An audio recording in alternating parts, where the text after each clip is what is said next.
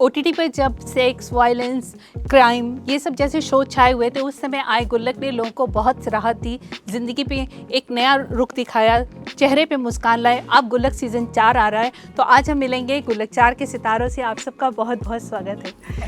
तो चौथा सीज़न आ रहा है, तो शुरुआत सबसे पहले यही करेंगे, पहले गुल्लक की शुरुआत कैसे हुई थी? हर्ष, आपसे शुरू करते हैं सबसे पहले गुल्लक की शुरुआत हम सबसे ही हुई थी और हम सब वो जर्नी क्या थी जहाँ से आप जुड़े गुल्लक से? क्योंकि अब तो बहुत चेंजेस हो चुके हैं।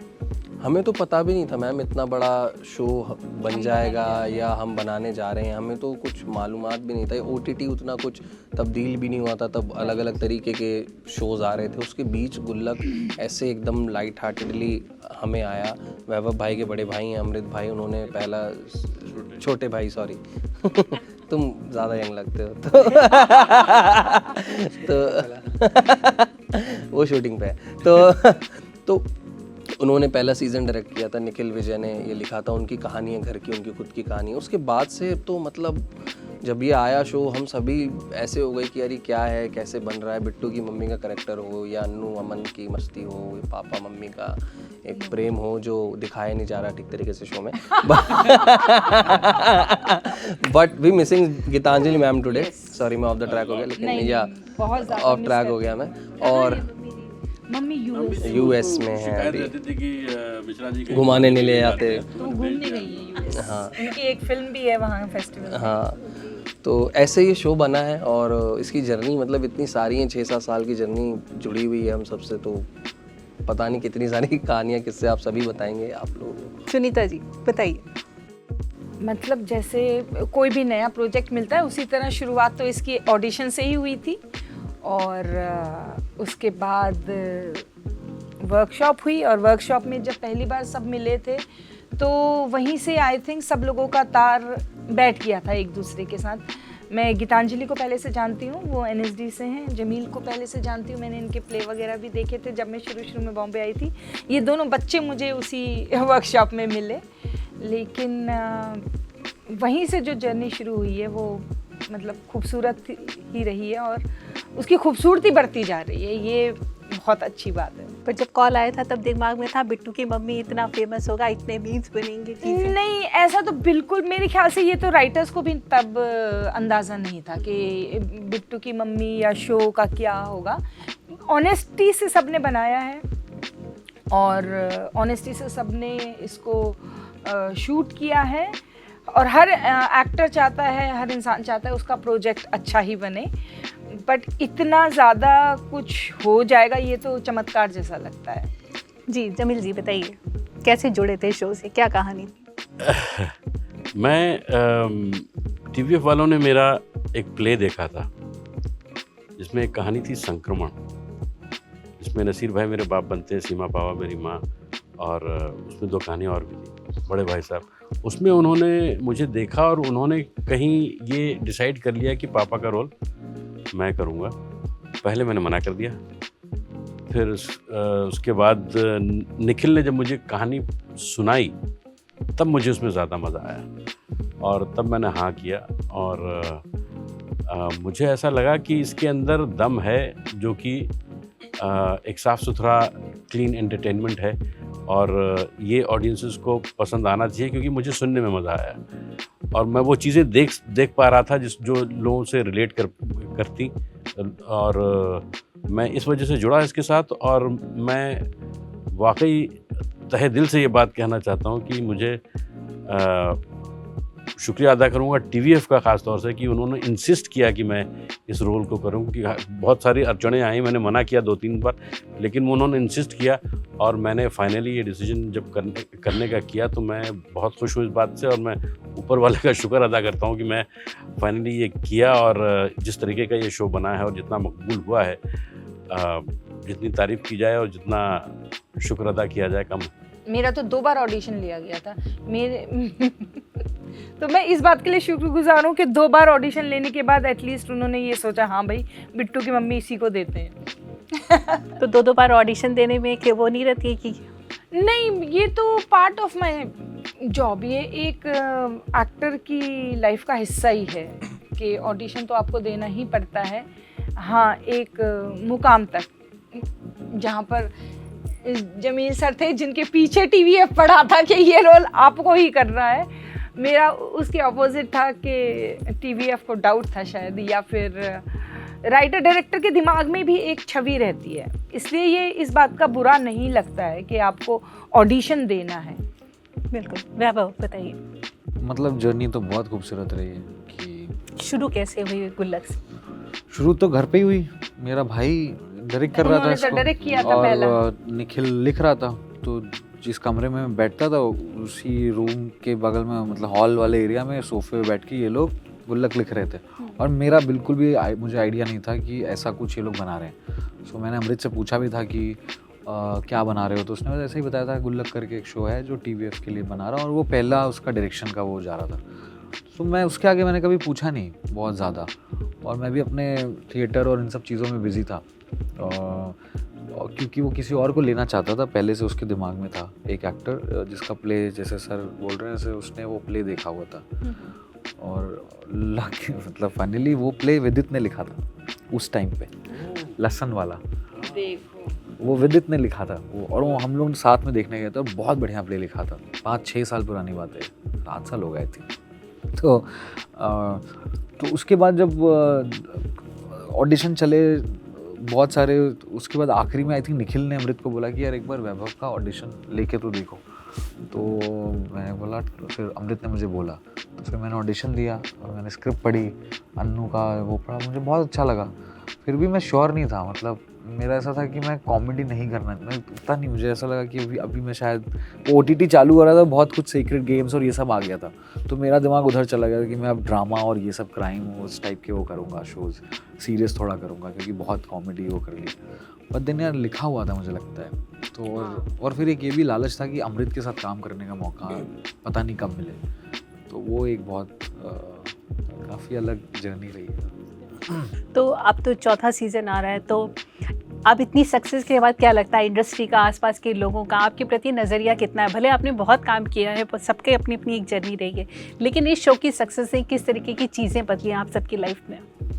मतलब चीज़ें तो काफ़ी बदली हैं, नो डाउट। पहले ये होता था कि लोगों को, इवन दो गुल्लक से पहले भी थोड़ा बहुत काम कर रखा था, बट ये था कि लोग डाउट रखते हैं ना कि अच्छा ये एक्टर काम कर पाएगा या नहीं, लेना चाहते हैं, बट वो डाउट, और बहुत सारे अलग रीजंस भी होते हैं जो कि फेयर इनफ, मतलब आपको हर जगह प्रूव करना ही पड़ता है।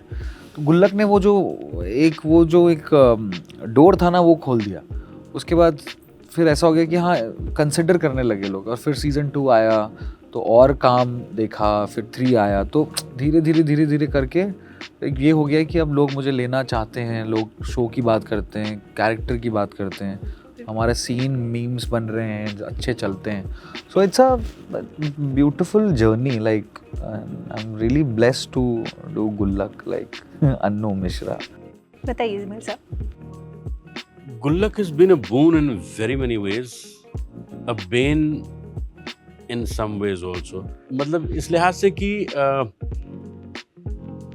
ये संतोष मिश्रा पापा का कैरेक्टर इतना ज़्यादा पसंद किया गया है कि बहुत सारे रोल अब पापा वाले आने लगे हैं, और वैसे रोल जो कि पापा से मिलते जुलते हैं, तो वो करने में मज़ा नहीं आता। जब आपने एक तरीके का एक मुकाम पा लिया है किसी एक चीज़ में, तो उसका मतलब हाफ ब्रदर या उसका कम वैल्यू का बाप प्ले करने में मज़ा नहीं आता।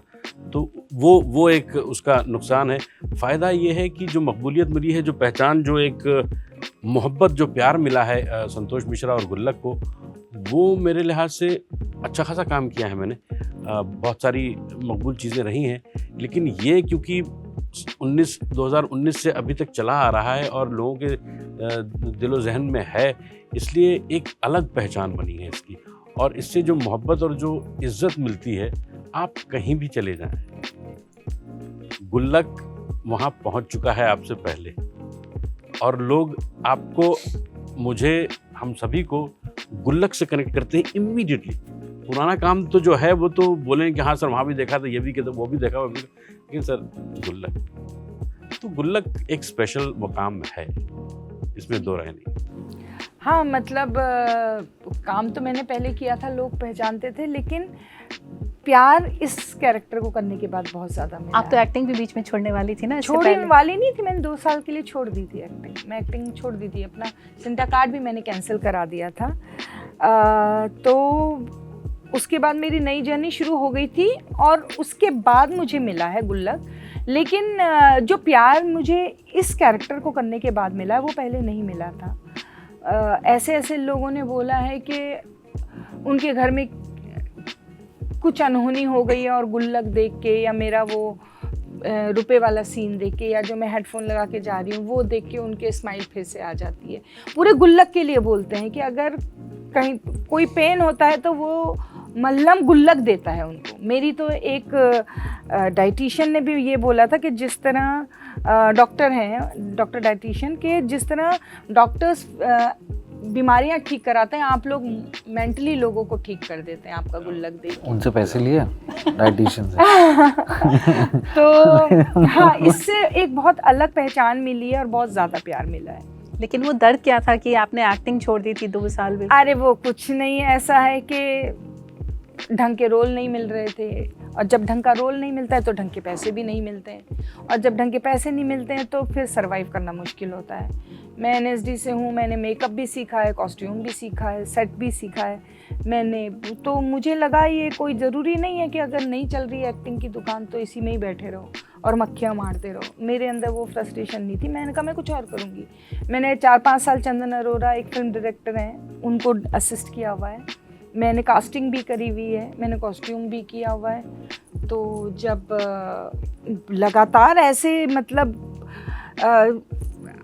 कहते हैं कि छोटा बड़ा रोल नहीं होता लेकिन होता है, जब लगातार वो सब हो रहा था तो फिर कहीं मन ख़त्म हो गया था। मुझे लगा मैं वो एक्टर नहीं बनना चाहती हूँ जो बुढ़ापे में फिर ये सोचता है ना कि चलो काम मिल गया, महीना तो कट ही गया, या लोग कहते हैं ना पेट पे पत्थर बांध के एक्टिंग, वैसी एक्टिंग नहीं करनी थी मुझे। तो फिर मैंने दूसरे काम करने शुरू किया और मुझे लगा अभी इसमें नहीं हो रहा है। और कहीं मेरे अंदर ये भी हो गया था कि शायद क्योंकि एक अपीयरेंस भी बहुत ज़रूरी होता है बहुत सारे कैरेक्टर्स के लिए, मुझे लगा शायद मैं नहीं बनी हूँ इसके लिए। तो मैंने अपना सिंटा कार्ड कैंसिल करा दिया था और मैंने जो है मसाबा की मैनेजर बन गई थी मैं। तो ये अपीयरेंस वाली चीज़ें लगता है ओटीटी ने तोड़ी, क्योंकि सिनेमा में तो एक लोग एक वो हर एक्टर के लिए कहीं ना कहीं एक नहीं, ये ओटीटी ने नहीं, ये मुझे ऐसा लगता है हर चीज़ ना ऑडियंस पे निर्भर करती है। जब ऑडियंस जिसको एक्सेप्ट करती है ना तो ये तो बिजनेस है। जो लोग फिल्म बना रहे हैं, जो ओटीटी पे शोज़ बना रहे हैं या कोई भी कुछ ऐड बना रहा है, कमर्शियल कुछ भी बना रहे हैं, वो जो एक्सेप्ट करती है ऑडियंस वो उसी को ही रखते हैं। अगर ऑडियंस ने गुल्लक नहीं एक्सेप्ट किया होता ना तो आज शायद गुल्लक यहाँ नहीं होता। ये ऑडियंस के ऊपर होता है। लोग इस तरह की चीज़ें तो बहुत पहले से बनाते आ रहे हैं। जमील सर ने एक अपने इंटरव्यू में बोला ना कि हम उस ज़माने से हैं जब नीम का पेड़ और नुक्कड़ वाले शोज़ बनते थे, तो उसमें तो ग्लैमरस लुक नहीं होता था, पर वो बहुत हिट हुए हैं क्योंकि लोगों ने उस समय उस चीज़ को एक्सेप्ट किया था। तो वो एक दौर चढ़ा, उसके बाद बड़ा ग्लैमरस एक दौर आ गया था जिसमें लुक्स बहुत मायने रखते हैं।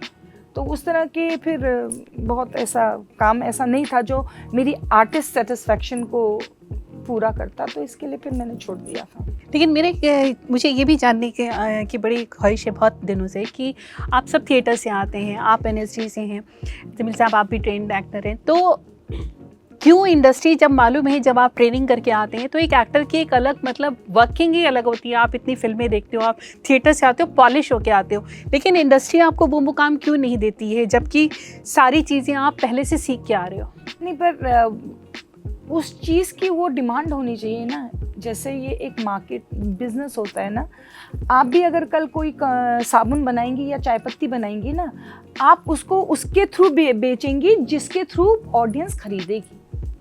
आप किसी एक नए चेहरे को लेके नहीं बोलेंगी मेरी ये कोई नहीं पिएगा वो चाय पत्ती को।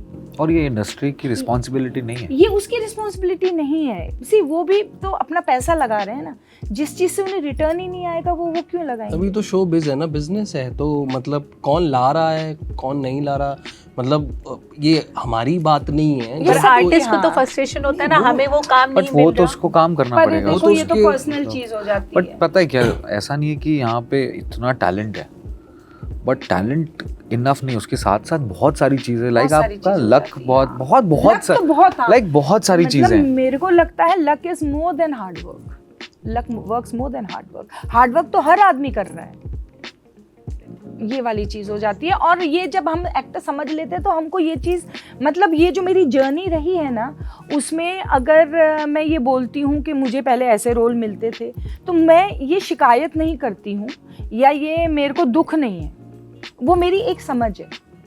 मैं समझ गई हूँ कि this is how it works. तो अब खुश हैं गुल्लक 4, अभी आप कान होके बिल्कुल। आइए, संतोष आपकी वहाँ जी, दिखाई संतोष फिल्म, हाँ, जी। प्रीमियर हुई थी वहाँ पे। जी जी, मैं बहुत खुश हूँ। अभी और जो ऑन मेरे रोल नसीब का है वो है, तो अभी मेरे ऑन इसको रोल है, इनके मिलेगा। पास टाइम नहीं है इसके पास। अभी ये on roll ये है, आती थी बस। गुल्लक में 2 दिन करके, फिर कहीं जाती थी, फिर आती थी, हम लोग वहाँ तीसरे दिन हम वहाँ वेट करते हैं कि यहाँ इनकी डेट्स मिले और हम इनके साथ शूट कर पाएं। She is on that role right now. देखिए। But touch wood, touch wood. Working for her so good. बिल्कुल। तो ये शो ऐसा है जिसमें एक फैमिली की बात हो रही है, सारी चीज़ें हो रही है। तो जमील साहब, ये जानना है अपने फादर की कौन सी चीज़ें इस कैरेक्टर में आपने डाली?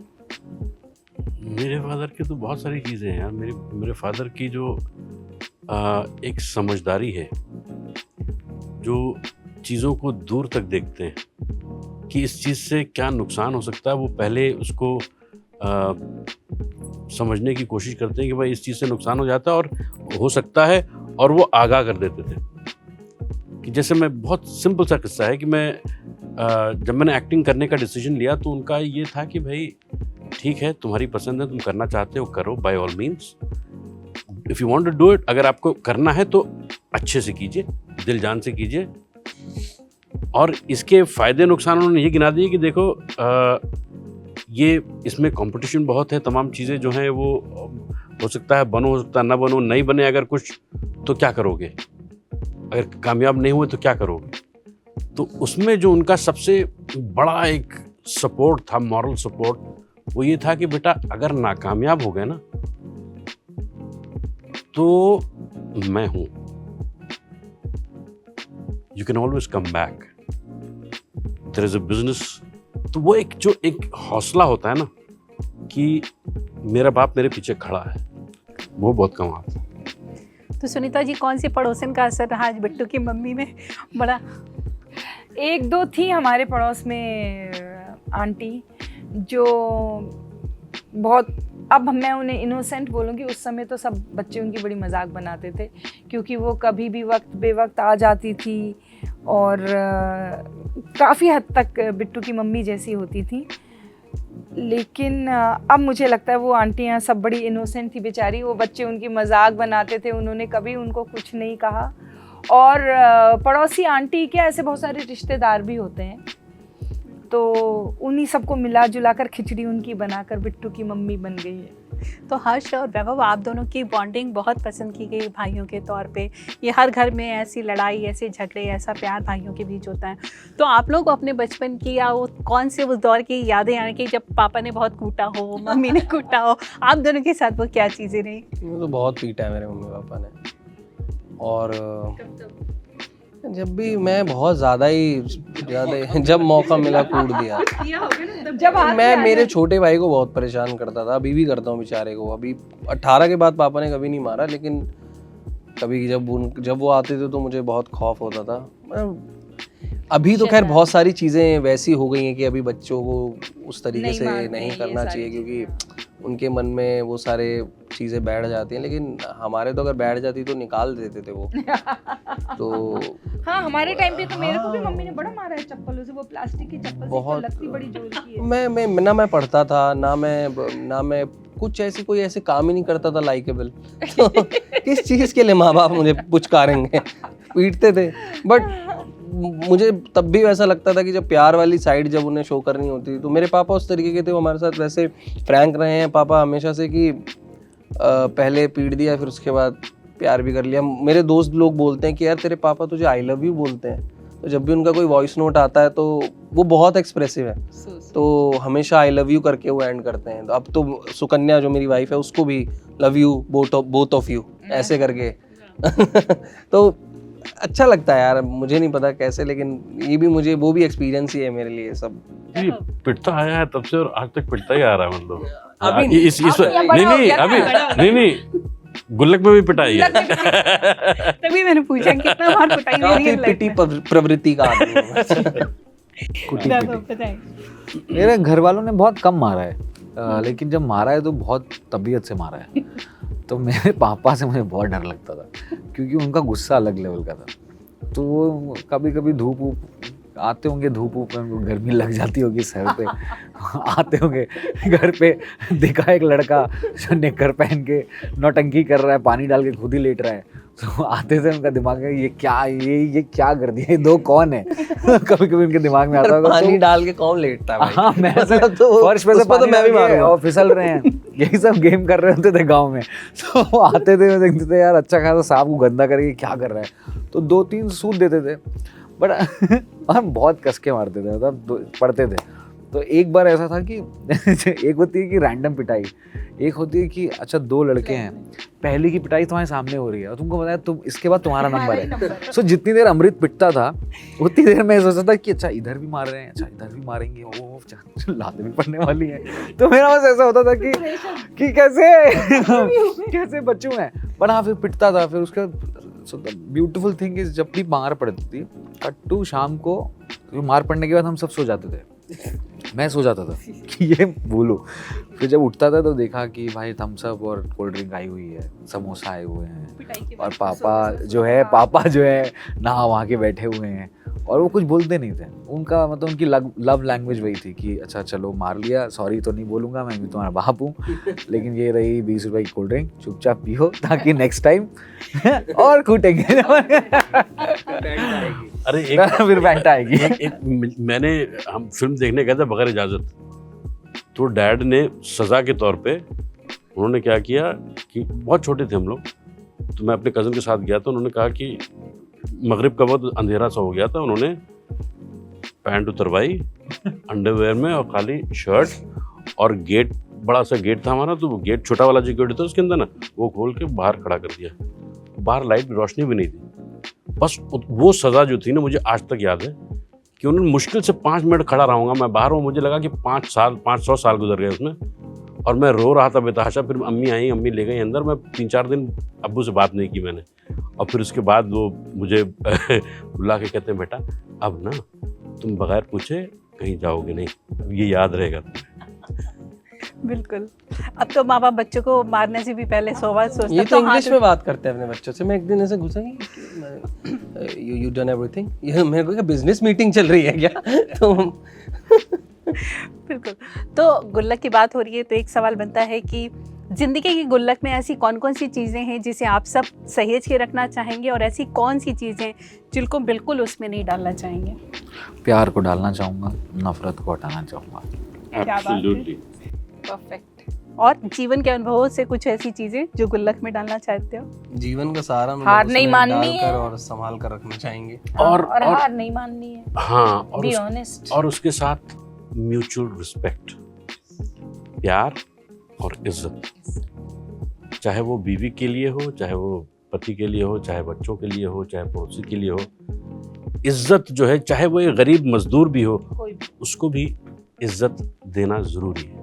बिल्कुल, बहुत अच्छी बात है। लेकिन एक कनेक्शन आप तीनों में है देखा जाए तो।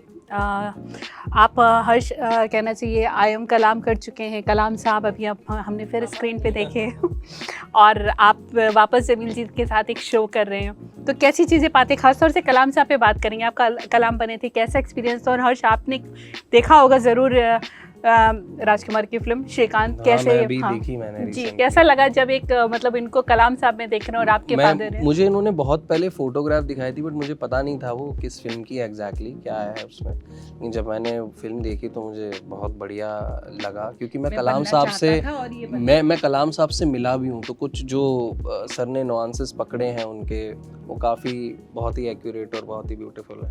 मुझे बड़ा अच्छा लगा। वो कुछ सीन थे बहुत प्यारे, लेकिन बहुत मज़ा आया जब सर स्क्रीन पे आते थे। बिल्कुल। जमील साहब, आपके लिए क्या था कलाम साहब बनना? बहुत बड़ी उपलब्धि है मेरे ख्याल में। मैं तो काश कि वो APJ अब्दुल कलाम की फुल फीचर होती और मैं वो कैरेक्टर कर पाता, क्योंकि इतना कमाल का कैरेक्टर है वो, इतनी कमाल की ज़िंदगी है उनकी, और कहाँ से कहाँ मतलब rags to riches may be the wrong term, but मतलब कि एक गरीब परिवार से खुद को अपने आप पढ़ा के इतनी